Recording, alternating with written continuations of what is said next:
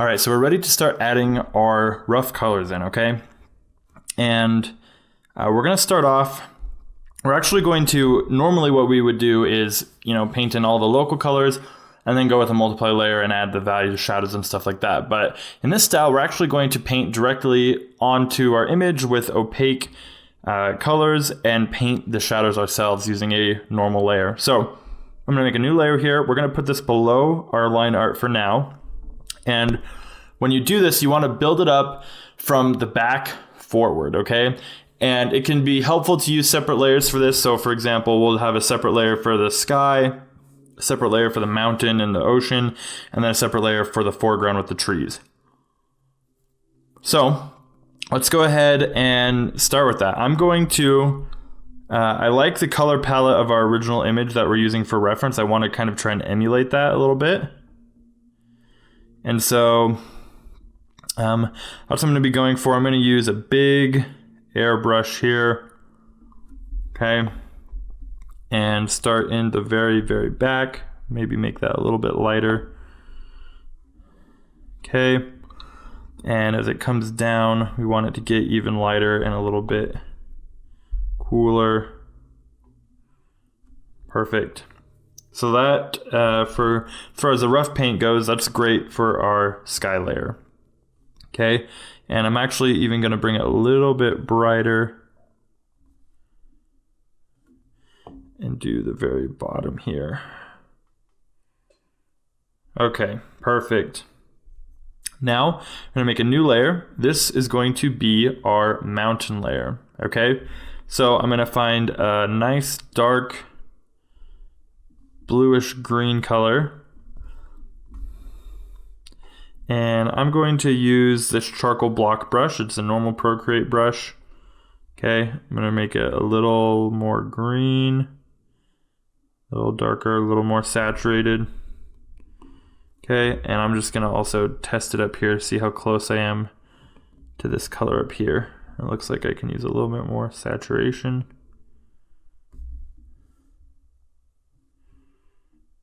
Perfect, that's close enough for me. And let's go ahead and paint in most of this amount in here.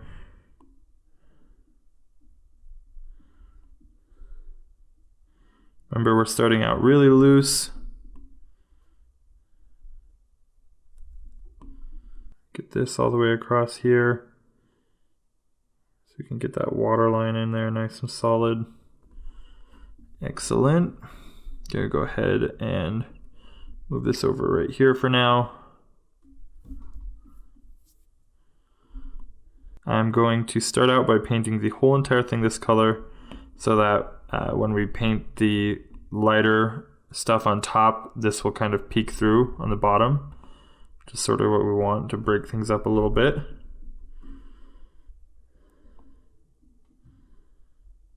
Now the nice thing about doing all these on separate layers is that later, if we want to go back and adjust some of the colors or the atmosphere, it's really easy since each plane is on its own separate layer. Right, so we have like the sky and the mountains and the ocean and the trees, all that stuff can independently be changed, and just really simplifies everything for us, okay? Let's go ahead and get a nice watercolor, and I'm actually, in order to kind of save time, and there's nothing wrong with doing this in my opinion, but I'm going to color pick from our reference photo because I just really like that color palette. And we're going to come in here and do the water.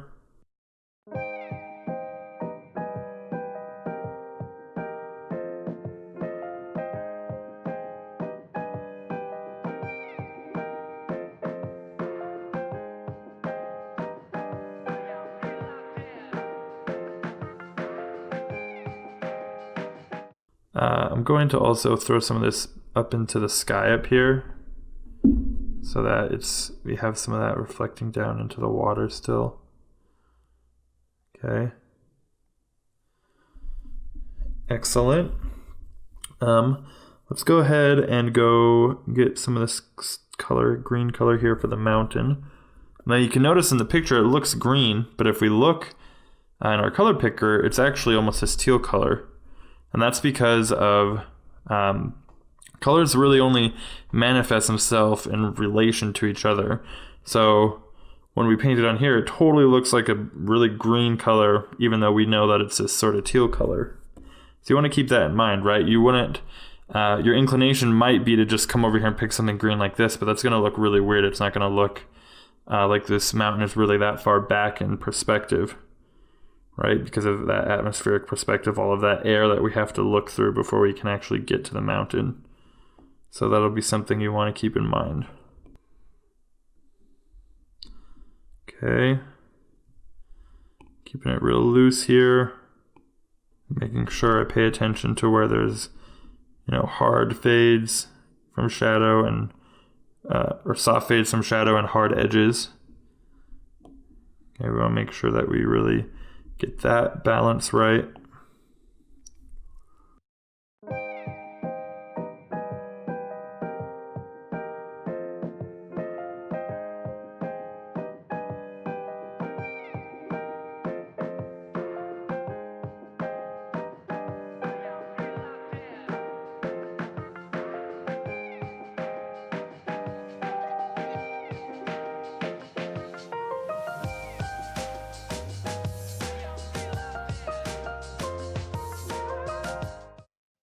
Okay, that looks pretty good.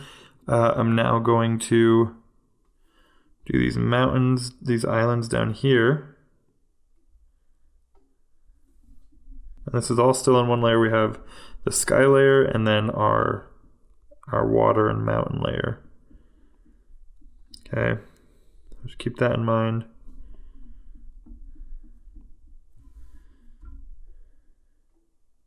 Okay. Then we can get some of this green in here that we'll have reflecting from the mountain itself. Okay. And then a little bit of green for some of these islands here.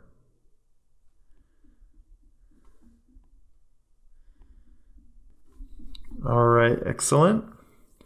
Then I'm going to go ahead and do sort of like I guess we need to go lighter actually. We're going to do a quick sort of light pass on some of these areas that are a little bit lighter. Once again, this is really just a real rough color stage.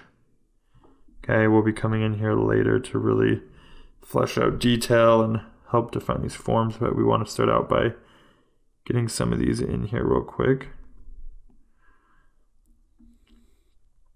And then we'll do a quick pass of this light green as well on some of these areas here. I guess maybe we should do a dark pass. So let's go with this darker green, bluish green color here.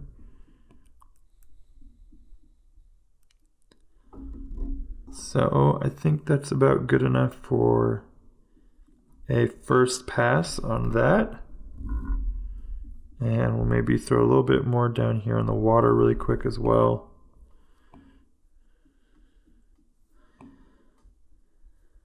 Fantastic. And then let's add one more new layer, and we're going to use this as our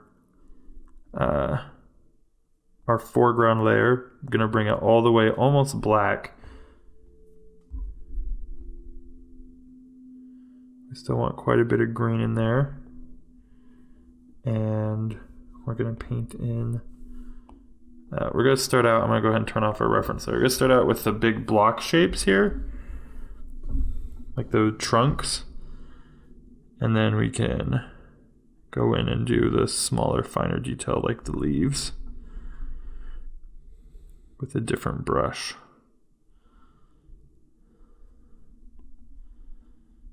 Okay, come over to this other side. We have this monkey fella, and I kind of want him to a little bit stand out, so we're going to have him be, I think I'm going to have his skin be red. Now, you need to keep in mind that he's in the shadow in a really green-blue environment, so even though he will be perceived as red, the actual color, the pigment that we pick to lay the paint down with won't be. When you're painting in this style, you kind of have to sort of think ahead about what you're going to be painting and make some really informed decisions about light and color in order to get things right. Because since you're not using multiply layers to automatically generate your correct shadow colors and highlight colors for you using multiply and screen layers, you have to have sort of an understanding of warms and cools and light and color. Okay. Once you do get a basis of that, though, you can really start to do some pretty impressive, some really beautiful things. So I'm going to move this a little bit greener and a little brighter, and we're going to go ahead and go with, let's try this brush pen and see how that looks. No. Studio pen maybe? And try that out. Could use some more texture. Maybe we should just go with the actual fat pencil and just blow it up real big. Let's go ahead and go with that for now. Go ahead and lower the brush size a bit.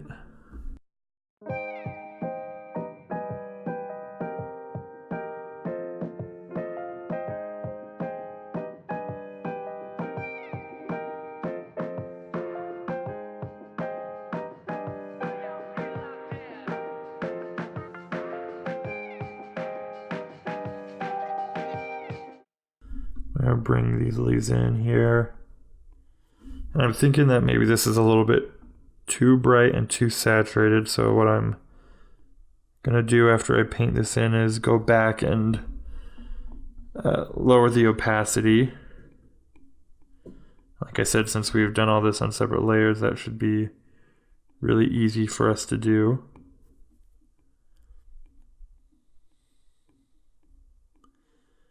And right now this is just the first pass, right? It might seem a little bit two-dimensional or like we don't have enough color variation, and you're right, it's because we don't yet. But as we work in more and more layers, we'll start to refine, we'll start to add a little bit more nuance and